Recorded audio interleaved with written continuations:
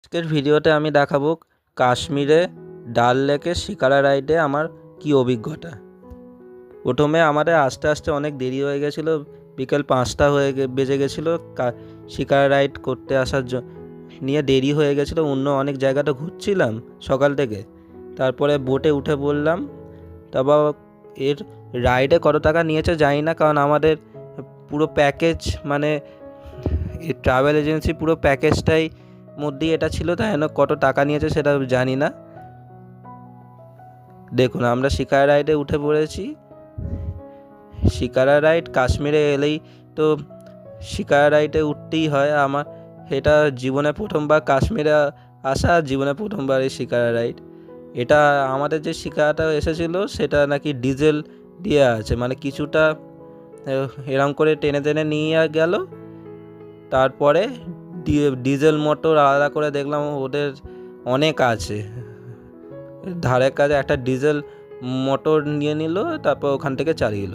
আর এখানে বসে থাকার মানে শিকারা রাইডে বসে থাকার সময় অনেক কিছু আছে, কি মিল্ক চকলেট, কাওয়া, আরও কী সব ড্রাই ফ্রুটস বিক্রি করতে আসে। আমরা কিছু কিনিনি, ড্রাই ফ্রুটস এমনি ভালো দোকান থেকেই অনেক কিনেছি। আর এখানে শুধু বসে বসে একটু আধটু ঠান্ডা আছে, তাই না টুপি পরে আছি। সানসেট দেখো আরামসে, জলের মধ্যে সানসেট। আর ডিজেল মোটর দিয়ে চালু করতে দুটো বোট একসাথে বেঁধে দিল, যাতে দুটো বোটেই যেন একসাথেই চলে। এই বোটগুলো যেগুলো দেখছেন এগুলো হচ্ছে হাউস বোট। এখানে আলাদা টাকা দিয়ে নাইট স্টে করা যায়। এগুলো পুরো বোটের মতোই লাগছে, যে ওরকম খুবই সুন্দর লাগছে। এগুলো তো আমি তো উঠিনি, জানি না এর ভাড়া কত। আপনারা কেউ জানলে কমেন্ট করে জানাবেন। খুবই সুন্দর লাগছিল, জানি না ভেতরটা কেমন হয় এই সব হাউস বোটে। আমরা শুধু এই রাইডটাই করেছি। এখন যখন এসেছিলাম তখন আর দেখছেন আকাশটা কি সুন্দর লাগছে, খুবই সুন্দর লাগছে। কিন্তু 1 ঘন্টা 40 মিনিট পরে পুরো বৃষ্টি চলে এসেছে, তাই জন্য রাইডটা মধ্যিখানি, মার্কেটে যাওয়া হয় না, রাইডটা মধ্যিখানি আটকে মানে স্টপ করে দিতে হলো, মানে আবার চলে এলাম। কারণ আবার তো একবার যদি বৃষ্টি শুরু হয়ে যায়, ঝড় শুরু হয়ে যায়, তাহলে একদম একদম একদম বোটটা পুরো উল্টে গেলে বিপদ হয়ে যাবে। তাই জন্য আমাদেরকে আগেই বার করে দিয়েছে, তাই জন্য পুরো রাইডটাও কমপ্লিট হয় না। আর অনেক রোদ আসছিলো, তাই জন্য একটুখানি সানগ্লাস পরে নিলাম, আরে সাধারণত আমি সানগ্লাস পরি না। ডাল লেকের ওপর রাইড করতে খুবই ভালো লাগছিল। পাহাড় খুবই সুন্দর। এই ডাল লেক শিকারা রাইড আগে সব সোশ্যাল মিডিয়া অনেক ফিল্মেই দেখেছি, এখন জীবনে প্রথমবার এই শিকারা রাইডে উঠলাম। এটা পুরো ডিজেল দিয়েই চলছিল আমাদেরটা, আর খুবই সুন্দর। এটা হচ্ছে মার্কেট এখানকার।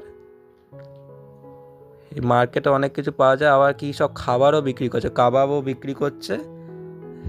বোটেই কাবাব বিক্রি করছে। আমি এসব খাইনি, আমি বাইরে গেলে ননভেজ অ্যাভয়েডই করি। আর দেখুন পাহাড়গুলো দেখতে পাচ্ছেন, দেখুন একটুখানি মেঘলা আকাশ হয়ে আসছে, সানসেট হয়ে যাওয়ার পরই মেঘলা আকাশ হয়ে আসছে। আর দেখছেন এই পাহাড়টা দেখতে পাচ্ছেন, এর ওপরেই শ্রী শঙ্করাচার্য মন্দির আছে। সকালবেলা গেছিলাম, ওখান থেকেই নেমে এখন এই শিকারা রাইডে উঠেছি। এখান থেকে দেখা যাচ্ছে, আর একবার জুম করে দেখুন এরকম 3-4টে বোট একসাথে বেঁধে দিয়েছে, যাতে একটা ডিজেল দিয়েই মানে কাজ হয়। আমাদের তাও দুটো বেঁধেছিল। আর দেখুন এখানে মার্কেটগুলো কত সুন্দর লাগছে, মনে হয় মিনা মার্কেট হয়তো বলে এগুলো। আর দেখুন পুরো আকাশটা অন্ধকার হয়ে আসছে পাহাড়ে।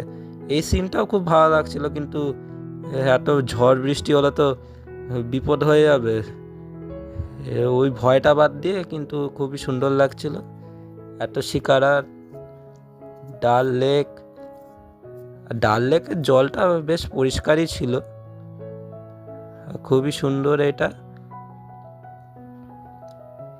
আস্তে আস্তে করে যাচ্ছিল, মধ্যিখানে গিয়ে আবার ডিজেল মোটরটা বন্ধ করে কিছুক্ষণ ওখানে এরকম প্যাডলিং বা কি যেন বলে, এই কাঠিটা দিয়ে চালাচ্ছিল। ওটা জাস্ট ওটা সিনারিটাকে এনজয় করার জন্যই। আর দেখুন একেবারে মধ্যিখানে এসে গেছি, আর এটা পুরো অন্ধকার।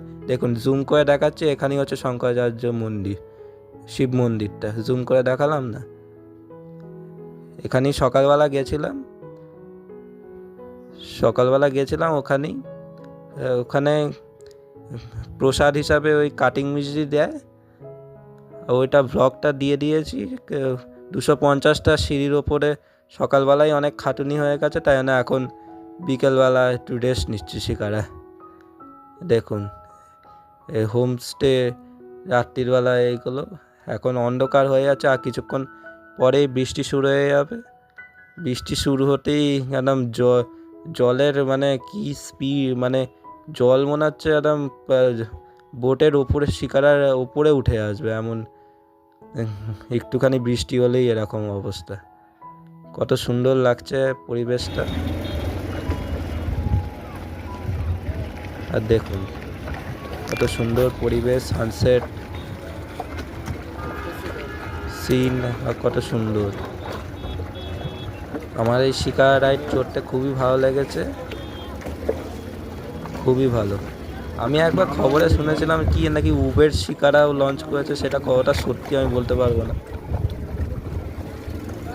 সে এখন তো ওইগুলো তো উবের শিকারা তো দেখিনি, আমাদের এরকম নর্মাল যেগুলো টিকিট করে করতে হয় সেগুলোই দেখেছি। টিকিটের দাম তো বলতে পারবো না, কারণ আমাদের ট্রাভেল এজেন্সি সব তারাই সব খরচ দিয়েছে এই শিকারা রাইডে। খুবই সুন্দর লাগছে সানসেট। শুধু অন্ধকারটা না হলেই হতো, নাহলে আরও একটু ঘুরতে পারতাম। অন্ধকার হয়েতেই সব একদম যা হোক করে আমাদের পাড়ে এনে দিয়েছে। এখন এই জলের আওয়াজগুলো শুনতে পাচ্ছেন কেমন, মানে জল মানে আগে একদম আওয়াজ হচ্ছিল না এই ডাল লেকে, এখন যত বৃষ্টি শুরু হয়ে যাচ্ছিল তখন একটু আধটু পড়ছিল ঝিরঝির করে এখন তারপরে এখন এই জলের বেগটা আরও বেড়ে যাচ্ছে। আর এখানে ওই হোমস্টেগুলো যেগুলো নাইট স্টে করা যায় সেগুলো কি ঝড়ের মধ্যেও কী করে সেফ নাকি সেগুলো বলতে পারবো না। ঝড় এলে তো একদম পুরো একদম খালি করে দিতে হয় ডাল লেকটা, নাহলে তো জানি না কি রেস্কিউয়ের কী প্রবলেম, কী ব্যবস্থা আছে। আমাদের তো কোনো লাইফ জ্যাকেটও কিছু পরা হয় না। আর দেখুন আমার হাত দিয়ে দেখছিলাম যে একটা ঝিরঝির করে বৃষ্টি পড়ছে, আর এটা দেখে নিন সবাই একদম পাড়ের দিকে চলে যাচ্ছে। আমাদের তো ডিজেল মোটর, তাই না আমাদের ডিজেল মোটর দিয়ে যাচ্ছিলো, তাই না কোনো স্পিডেই যাচ্ছিলো। বৃষ্টি একদম শেষের দিকে অনেক হতে শুরু করলো, মানে বৃষ্টি কি, আমি তো ভেবেছিলাম যে বৃষ্টি কাশ্মীরে হবে না, কিন্তু এত বৃষ্টি। আমাদের যেদিনকে জম্মু থেকে কাশ্মীর এলো তারপরের দিনই একদম পুরো এমন ল্যান্ডস্লাইড হয়েছে, NH-44 ব্লক হয়ে গেছে। দেখুন এখান থেকে কাশ্মীর পাড়ে আসার পর দেখুন পুরো অন্ধকার আকাশ, আর একদম বৃষ্টি শুরু হতে লাগলো, তাই না অর্ধেক মধ্যিখানেই আমাদের রাইডটা পুরো শেষ করে দিল, নাহলে আর বিপদ হয়ে যাবে। এই ছিল আমার এই শিকারা রাইড কাশ্মীরে। ভিডিওটা কেমন লাগলো কমেন্ট করে জানাবেন, আর ভিডিওটা ভালো লাগলে লাইক শেয়ার ও সাবস্ক্রাইব করে দেবেন। ধন্যবাদ।